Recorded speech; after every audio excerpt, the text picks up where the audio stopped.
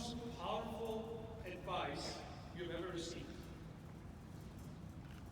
Or one that reminded you of what's the right thing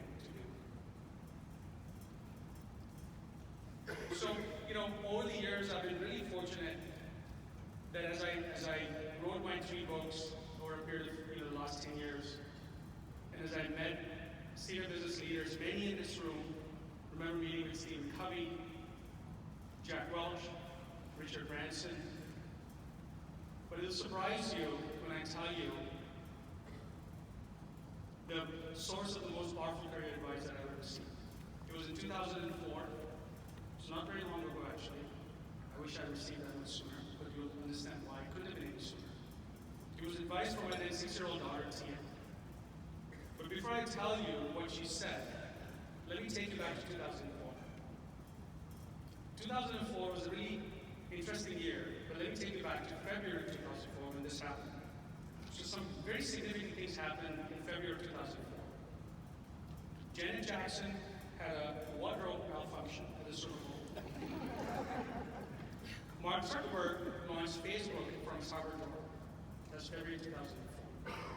San Francisco began issuing marriage licenses to same-sex couples. But also in February 2004, if you may remember, the primaries were in full swing. It was an election year.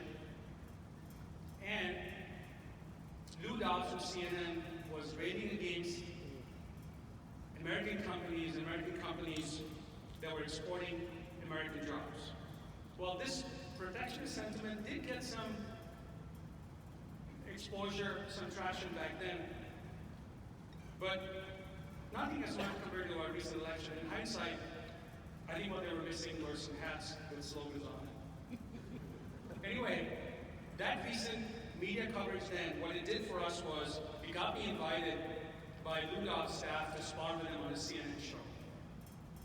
I accepted, and it was an incredible experience for me to fly to New York. I lived in San Francisco at that point in time. Picked up a CNN limo, and actually be in a live television studio. And yes, it was indeed the very first time I had professional makeup. And if you want to see what I look like, I would suggest you Google Atul Vashistha and Lou Dobbs.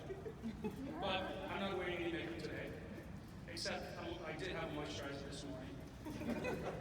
Well, when you see the video, you'll realize that it has the neutral, non-controversial title, Exporting America. Well, interestingly, it wasn't as bad as the page 1 article that appeared 2 months later in the LA Times that said, Atul Vashistha wants to take your job and ship it. So as you can imagine, this was one of the very significant events in 2004. And this Lou Dobbs segment generated some incredible feedback. And as I was thinking about it, it reminds you of, you probably heard of this. If everybody likes what you're doing something wrong. Yeah, maybe. Boy, was I doing something right, because I got a lot of fan mail, but it was far outdone by the hate mail that I received. Well, after that interview, I was home, and I was spending some time talking to Jody, and I was talking about how, about this guy, Mr. Lou Dobbs, and his fans didn't get it. They didn't understand outsourcing, or how it impacts the economy, how the outsourcing worked. And I could go on and on about this, but of course, I'm preaching to the choir here. You guys know exactly what that is all about. So when I was tucking my daughter into bed that night, it's my 6-year-old daughter, Tia. And we always read a story, and the story finishes, and she looks at me, she goes, Dad, this advice really to me was a reminder, more so. It's almost like sometimes when you go off path, somebody says something here, just reminds me. She said, Dad, you aren't always right. This is a 6-year-old boy. She says, Dad, you aren't always right, and you should listen to other people too. I was coming off this high on Lou Dobbs.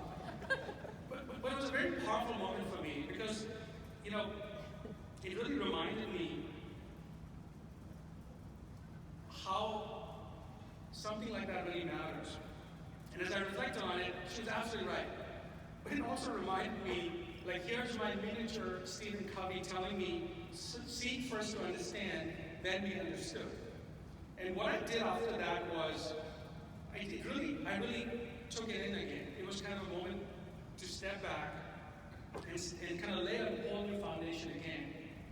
And that's what I recognized very clearly again, is that in our business, success requires, or in my business, I think in all of yours, success requires understanding all the shareholders and engaging all the shareholders, right? And the second part is always changing, always evolving, always innovating.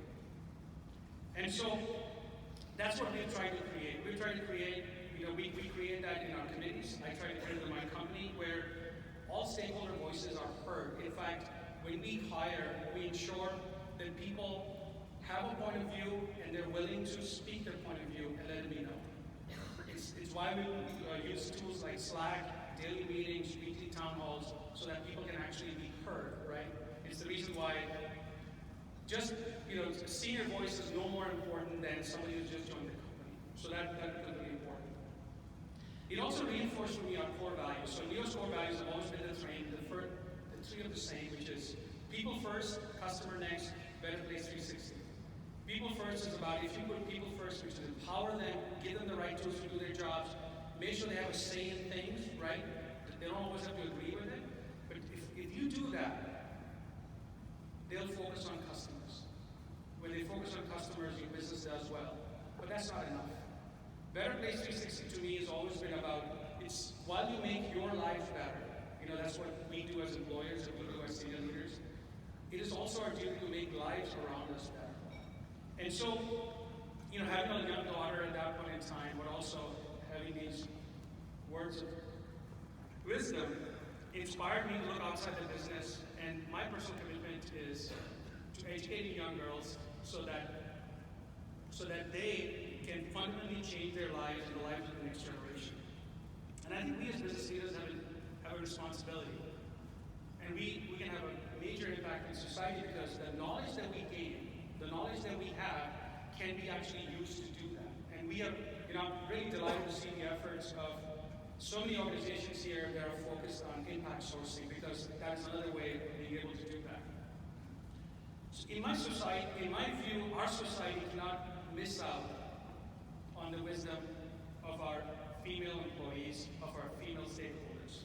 And I know I'm very grateful for having had the wisdom of my wife Jody, who's here, and Tia all these years. And now I know I'm looking forward to seeing more of it in the future.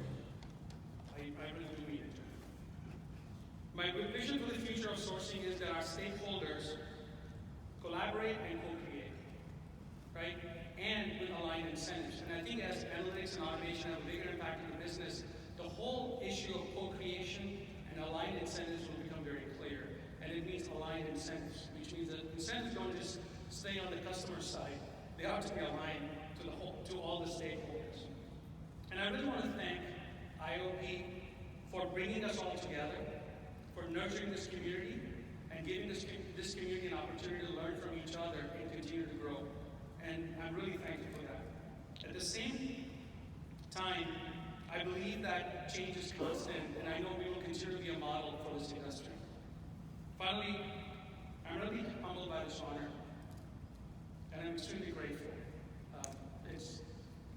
It's a recognition of all the hard work of our NEO and suppliers and team members, and the community of suppliers and advisors that have constantly been there, and the buyers that have always supported us. We would not be here without you, and we would not be here without this community that exists at IAOP. And finally, to my wife, Jody, my most constructive critic, my most ardent supporter, and wisest sage.